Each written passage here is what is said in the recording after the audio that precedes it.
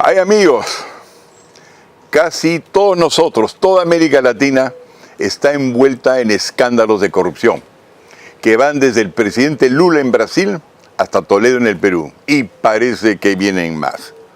Muchos son los latinoamericanos y peruanos como yo que están deprimidos, y más aún los que viajan al exterior, porque ahí se escucha mejor el susurro que dice: la cultura latinoamericana es propensa a la corrupción.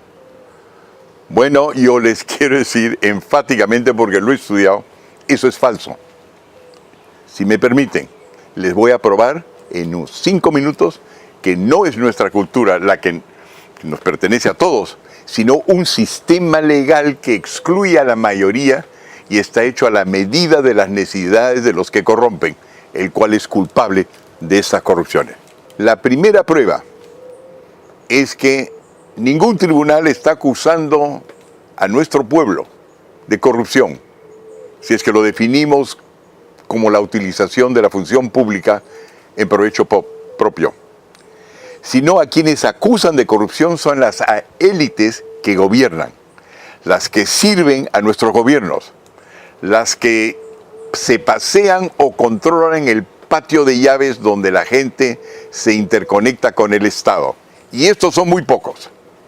La segunda prueba es que los casos de posible corrupción que se están ventilando se refieren a obras públicas de muy gran envergadura, aquellas que solo pueden ser creadas y gerenciadas por élites que saben montar, operar, financiar proyectos de infraestructura complejos, como son los de Interoceánica y Chinchero.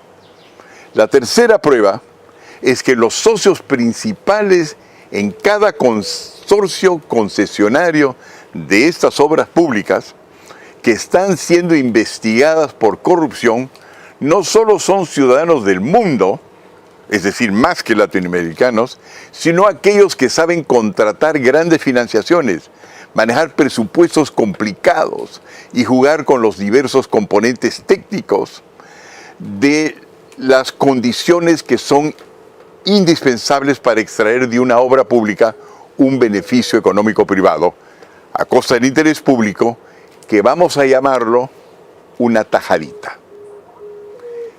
Una tajadita extraída del interés público.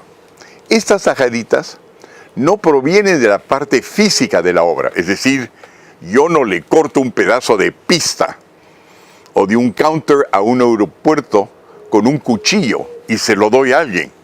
Yo corto la tajada más bien con un lapicero, porque mi tajada no proviene de una cosa, sino del derecho que un documento escrito con lapicero me puede dar para sacarle varias funciones a una cosa.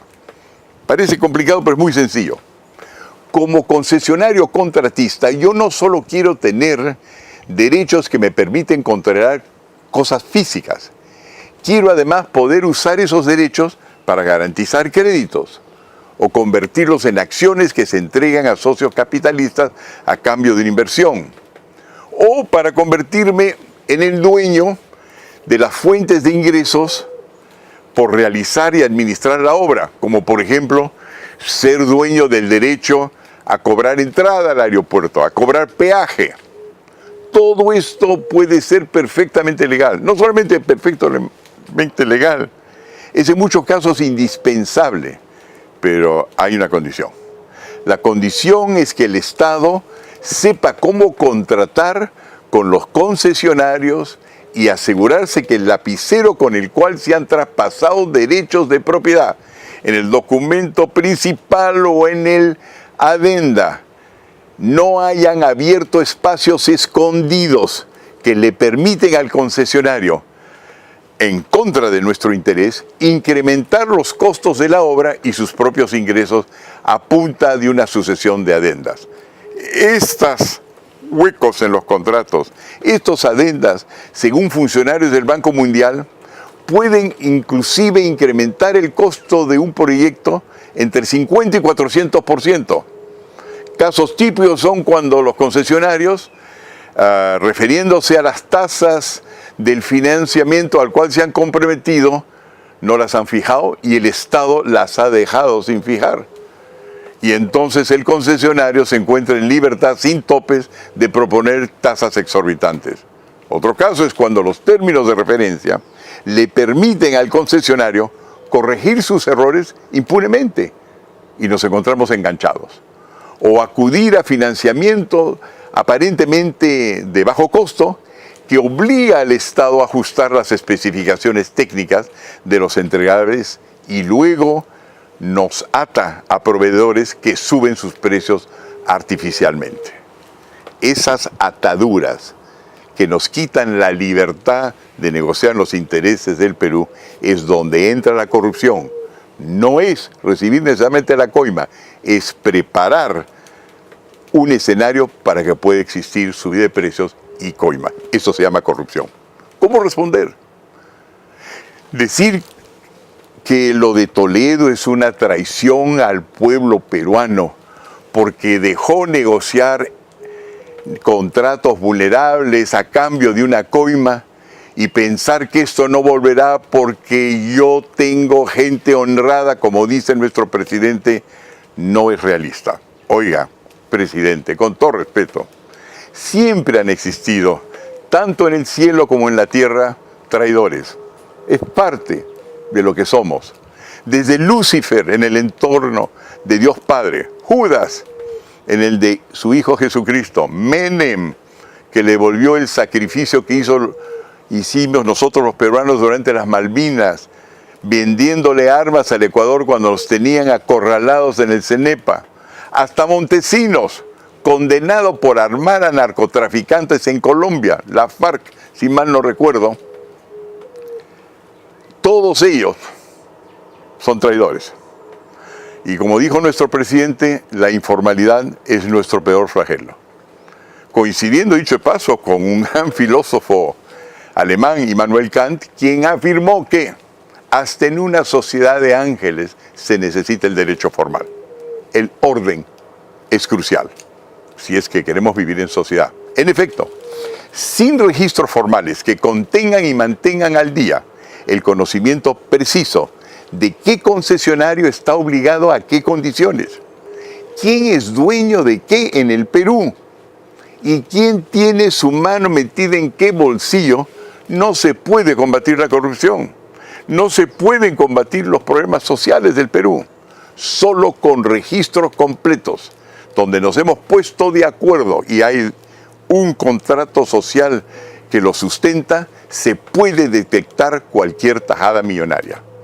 Sin embargo, cuando nuestro presidente tuvo la oportunidad de construir un programa contra la corrupción y formalizar al país en base a facultades delegadas que le pidió y se las otorgó el Congreso, sus ministros se lo plasmaron ahora, en enero, el mes pasado, en un paquete de 112 decretos legislativos. Ninguno de estos decretos, ninguno contiene las herramientas o la estrategia necesaria para identificar y anular las fuentes de la corrupción. Inclusive, tal como está planteado el proyecto técnico de Chinchero, que todos nos parece razonable, Chinchero,